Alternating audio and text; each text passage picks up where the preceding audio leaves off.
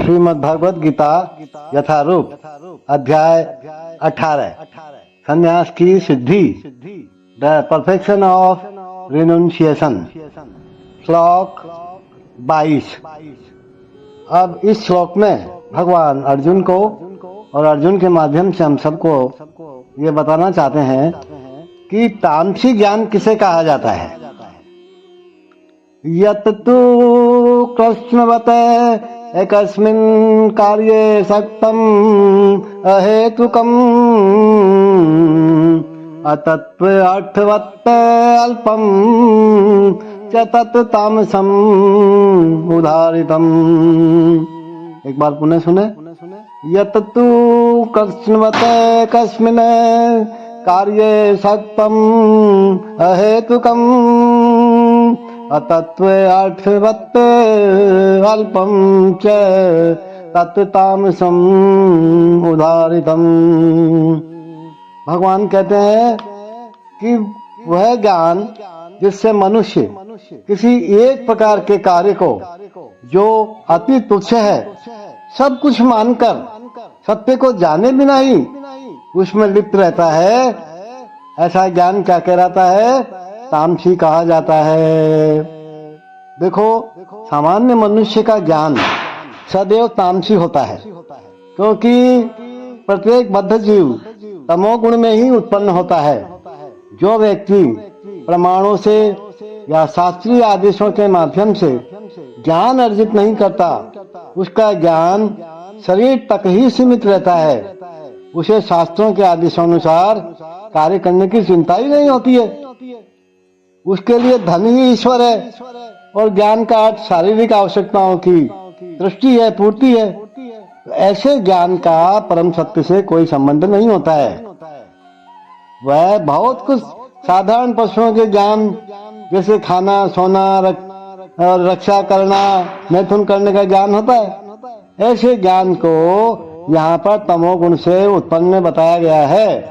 दूसरे शब्दों में इस शरीर से परे आत्मा संबंधी ज्ञान सात्विक ज्ञान कहलाता है। जिस ज्ञान से लौकिक तर्क तथा चिंतन यानी मनोधर्म द्वारा नाना प्रकार के सिद्धांत तथा वाद जन्म ले, वह राजसी है। और शरीर को सुखमय बनाए रखने वाले ज्ञान को तामसी कहा जाता है। And that knowledge by which one is attached to one kind of work as a all in all without knowledge of the truth, and which is very meager, is said to be in the mode of darkness. See, the knowledge of the common man is always in the mode of darkness or ignorance, because every living entity in conditional life is born into the mode of ignorance. One who does not develop knowledge through the authorities or spiritual instructions has knowledge that is limited to the body. He is not concerned about acting in terms of the directions of scripture. For him, God is money, and knowledge means the satisfaction of bodily demands. Such knowledge has no connection with the absolute truth.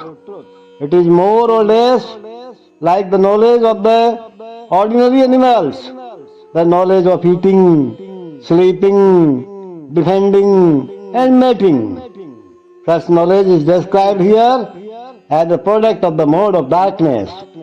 In other words, knowledge concerning the spirit soul beyond this body is called knowledge in the mode of goodness. Knowledge producing many theories and doctrines by dint of mundane logic and mental speculation is the product of the mode of passion, and knowledge concerned only with keeping the body comfortable is said to be in the mode of ignorance.